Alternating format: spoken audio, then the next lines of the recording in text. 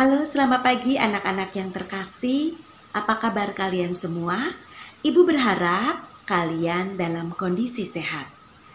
Dan untuk kesempatan kali ini sedikit berbeda dengan biasanya karena pada hari ini doa pagi akan dikemas yang berbeda dari yang kalian biasa lakukan bersama dengan Bapak Ibu Wali kelas. Karena setelah nanti doa pagi, kalian akan mengetahui bersama, akan mendengarkan bersama apa saja yang menjadi kekasan dalam gereja Katolik selama bulan November ini. Dan nanti akan ada narasumber yang menjelaskan kepada kita semua. Baik anak-anak, kita akan mulai doa pagi bersama ini dengan sikap doa yang baik. Mohon kalian bisa menyiapkan diri masing-masing dengan sikap yang baik karena kita akan memulai dengan doa.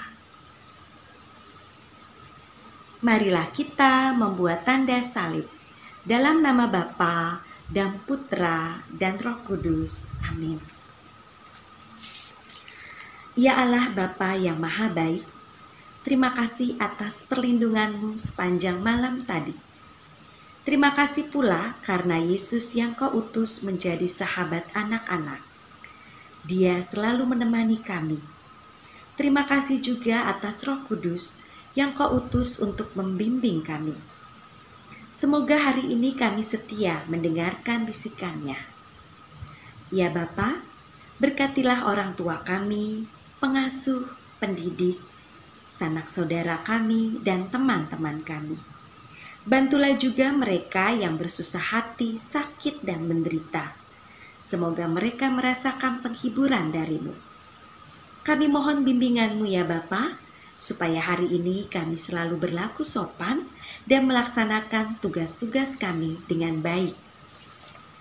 Utuslah Santo dan Santa pelindung kami, para malaikat pelindung, dan Bunda Maria sendiri, supaya mendampingi kami sepanjang hari ini. Ini semua kami mohon dengan pengantaraan Yesus Tuhan kami. Amin.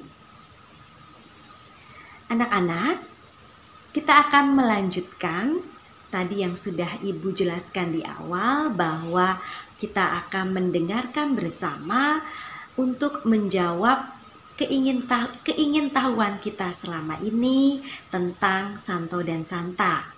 Karena kita semua mengetahui bahwa selama bulan November Gereja Katolik secara khusus menghormati Santo dan Santa. Selain itu, Gereja Katolik juga mendoakan mereka arwah orang beriman yang sudah meninggal dunia. Dan untuk menjawab keingintahuan kita itu akan ada narasumber nanti yang akan menjelaskan yaitu seorang pastor bernama Romo Frumens. Romo Frumens dari Ordo Fransiskan.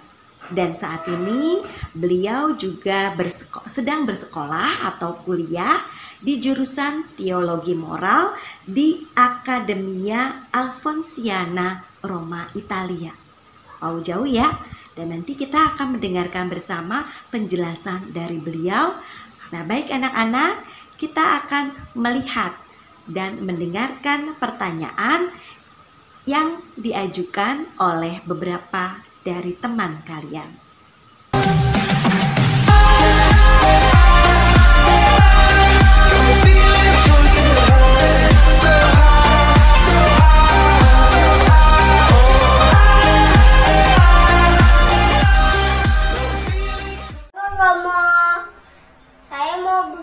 Mengapa orang Katolik masih mendoakan orang yang sudah meninggal? Terima kasih, Romo. Mengapa orang Katolik selalu mendoakan orang yang sudah meninggal? Ada beberapa alasannya. Yang pertama, kita mendoakan orang-orang yang sudah meninggal untuk mengingat, untuk mengenang apa yang dibuat oleh Tuhan kepada mereka selama masih hidup di dunia ini. Jadi kita mendoakan mereka sebagai tanda iman, tetapi sekaligus juga untuk mengokohkan iman kita akan Yesus Kristus yang bangkit. Karena kita ingat seperti Rasul Santo Paulus katakan, baik hidup maupun mati kita ini adalah milik Tuhan. Dan lagi, tidak ada satupun yang dapat memisahkan kita dari cinta kasih Kristus. Oleh karena itu, kita mendoakan mereka yang sudah meninggal, yang sudah mendahului kita, untuk memperlihatkan bahwa antara kita yang masih hidup ini dengan mereka yang sudah mendahului kita ada ikatan, ada hubungan, dan hubungan itu adalah hubungan persekutuan iman. Yang kedua, mengapa kita mendoakan mereka? Kita mendoakan mereka supaya Tuhan itu mengampuni dosa-dosa mereka, dan dosa-dosa itu tidak sempat mereka lakukan selama mereka masih hidup di dunia ini. Jadi kita mendoakan mereka untuk memohon Tuhan agar mengampuni dosa-dosa mereka, sehingga mereka layak bergabung dengan persekutuan para kudus di surga, dengan Kristus, dengan Bunda Maria, dengan para malaikat Tuhan, dan juga orang-orang kudus lainnya. Baik, terima kasih untuk penjelasannya Romo Frumen tentang mengapa kita masih mendoakan mereka yang sudah meninggal. Ternyata seperti yang kita ketahui tadi, bahwa itu merupakan sebuah ikatan persekutuan antara kita yang masih ada di dunia dengan mereka yang sudah meninggal dunia. Dan kita juga mendoakan mereka supaya Tuhan juga mengampuni dosa-dosa mereka.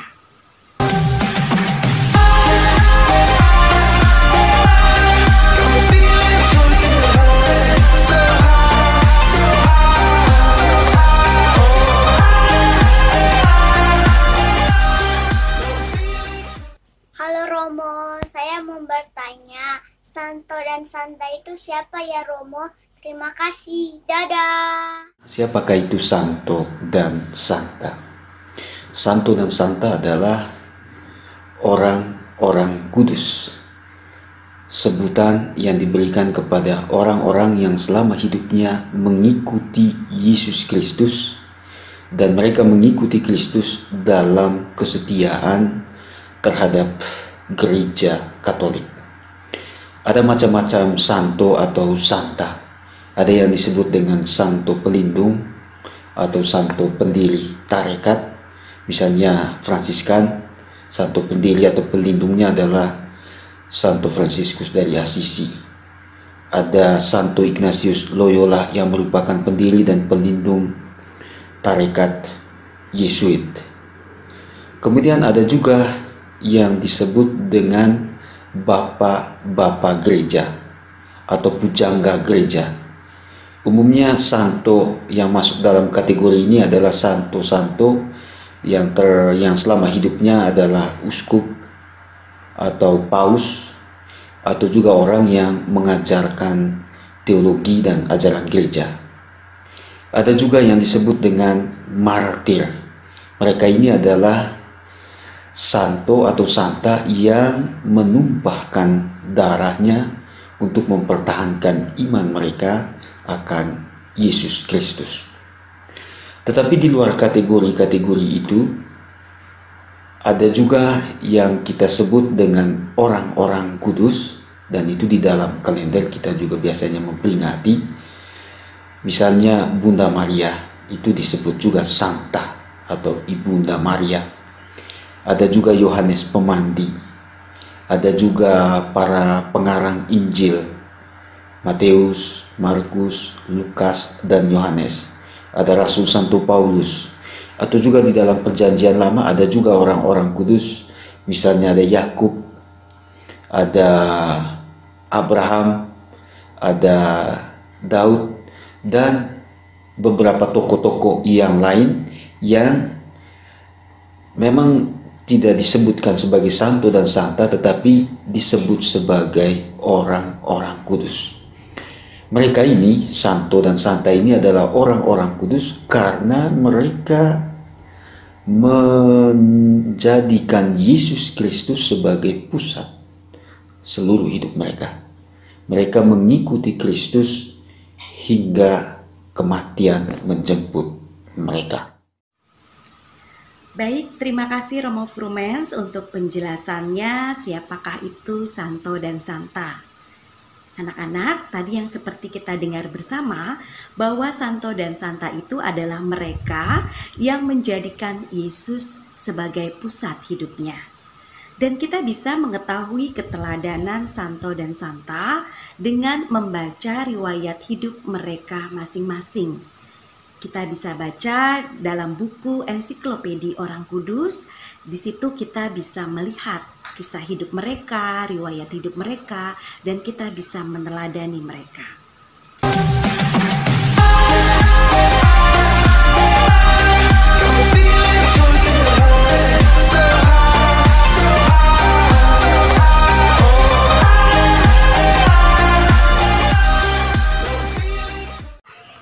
Romo, apakah kita bisa menjadi Santo dan Santa? Bagaimana caranya? Apakah kita bisa menjadi Santo dan Santa? Bagaimana caranya? Jawabannya adalah ini. Kita bisa menjadi Santo dan Santa. Bagaimana caranya? 1. Teladanilah Kristus dan hiduplah di dalam gerejanya. Yang kedua, hiduplah sebagai orang-orang yang berbagi. Hiduplah sebagai orang-orang yang bisa menjadi saluran berkat Tuhan bagi sesama. Lalu yang ketiga, kembangkanlah iman, pengharapan, dan cinta kasih. Kembangkanlah bakat-bakat, laksanakanlah tugas-tugas yang dipercayakan oleh Tuhan kepada kita untuk kita tumbuhkan dan untuk kita kembangkan. Jangan malas. Baik, terima kasih Romo Frumen untuk penjelasannya di pertanyaan apakah kita bisa menjadi Santo dan Santa dan bagaimana caranya. Seperti tadi kita dengar bersama bahwa kita semua bisa menjadi Santo dan Santa asalkan kita bisa melakukan beberapa cara. Di antaranya adalah kita bisa dan mau berbagi dengan sesama, juga kita mau menjadi berkat bagi sesama kita, dan yang terpenting kita terus menumbuhkan dan mengembangkan iman kita, harapan kita, dan kasih kita. Juga kita tidak boleh malas, artinya kita terus bertumbuh dan berkembang dengan baik dan positif. Baik, demikian anak-anak penjelasan dari Romo Frumen, dan Ibu berharap kita semua dapat memahami sebagai tambahan pengetahuan bagi kita, juga harapan supaya iman kita juga dapat tumbuh dan berkembang. Terima kasih untuk Romo Frumen yang sudah bersedia menjelaskan hal-hal yang memang penting bagi kita semua yang ada dalam ajaran Gereja Katolik. Dan anak-anak, kita akan melanjutkan kembali dengan doa karena ini masih dalam rangkaian doa, maka kita akan melanjutkan dengan doa. Mohon anak-anak kembali dengan sikap doanya. Kita akan doakan bersama doa Santo Yusuf. Santo Yusuf yang kekuasaannya meliputi segala kebutuhan kami, yang memungkinkan apa yang kiranya mustahil. Lihatlah dengan kebijaksanaan sebagai Bapa akan kepentingan anak-anak-Mu. Amin. Santo Yusuf, uruslah keperluan-keperluan kami. Santo Yusuf, syukur atas bantuan-Mu. Doa kepada Beata Clara dari kanak-kanak Yesus yang miskin. Beata Clara dari kanak-kanak Yesus yang miskin, Engkau mempunyai hati bagi penderitaan sesama manusia, khususnya bagi anak-anak. Engkau menjadikan kepentingan mereka menjadi kepentingan-Mu sendiri, sehingga seluruh hidup-Mu Kau baktikan untuk melayani mereka. Kini di surga, kasih-Mu mencapai kepenuhannya, kemungkinan-Mu untuk menolong lebih besar. Dalam kepercayaan ini, kami mohon, terimalah permohonan kami dan hantarlah kepada Tuhan yang Maha Rahim. Amin. Kemuliaan kepada Bapa dan Putra dan Roh Kudus, seperti pada permulaan, sekarang, selalu, dan sepanjang segala abad. Amin. Dalam nama Bapa dan Putra dan Roh Kudus. Amin. Baik, terima kasih anak-anak. Selamat beraktivitas, selamat belajar. Tuhan memberkati.